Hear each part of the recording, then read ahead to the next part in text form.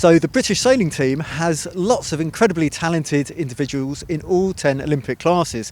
Now, I spend a lot of my time chatting to ILCA sailors. Now, time for something completely different. Can you introduce yourself?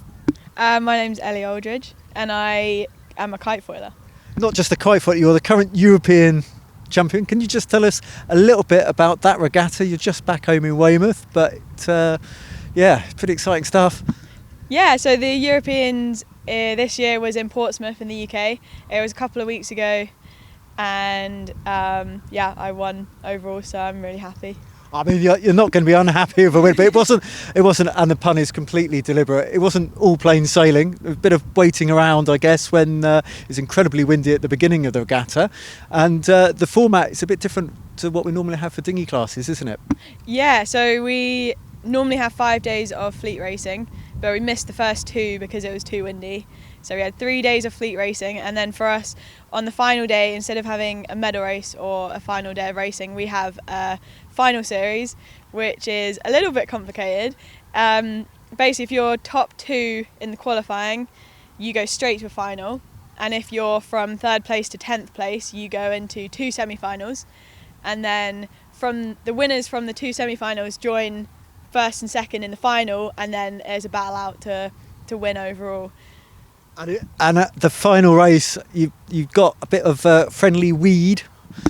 Yeah. So in the first final race, so I qualified in first, so I was winning, going into the final, and I was winning the first race of the final, and got lots of seaweed on my foil and crashed just before the finish line.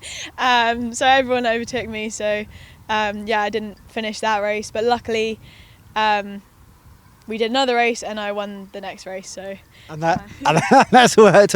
Because what happens? Because with your lines and stuff, if you have a crash, it's not just like a dinghy where you get back in. You get tangles and things going on. Yeah. So I fell off my foil, so I crashed. But also my kite, one of the wingtips came in a bit, and then it ended up going into the water. So you got to look out for. You can fall off your board, but you've also got to look out for your kite that can sometimes do some crazy stuff if the wind's a bit gusty. They have a mind of their own sometimes. I'm glad it's not just boats that do that. But you come from, if you like, a more traditional sailing background. When I first met you in an FX, and when I used to campaign the 49er, I thought they were really quick. Actually, they're now medium boats with the 4 foilers at the Olympic Games, or should I say 5 foilers. So much faster. But how did you get into the kite surfing, and how did you start sailing in the first place? So I grew up in Poole, so I grew up sailing, my whole family. So for the folks at home, that's just down the road. Yeah. It wouldn't take you very far to sail though, would it? Yeah, no, it wouldn't. It's about an hour drive, so it wouldn't take very long to kite there.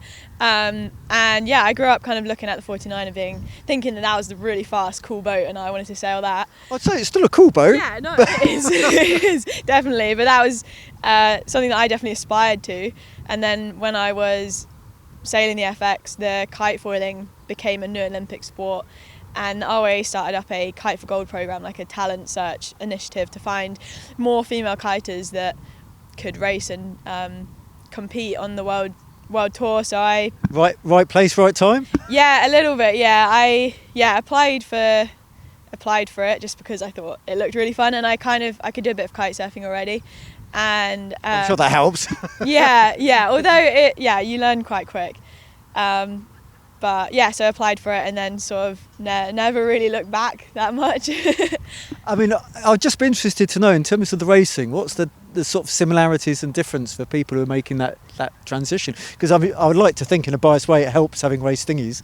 Yeah, for sure. I mean, the hardest bit looking at kite foiling is it looks so different, and it does take a bit of time to begin with. You've got to learn to kite surf, and then you've got to learn to foil, and then you've got to put it all together and get around a course without falling over, which it probably took about a year, or from the beginning to... You say take a bit of time, that sounds very quick. Well, a year of like full time.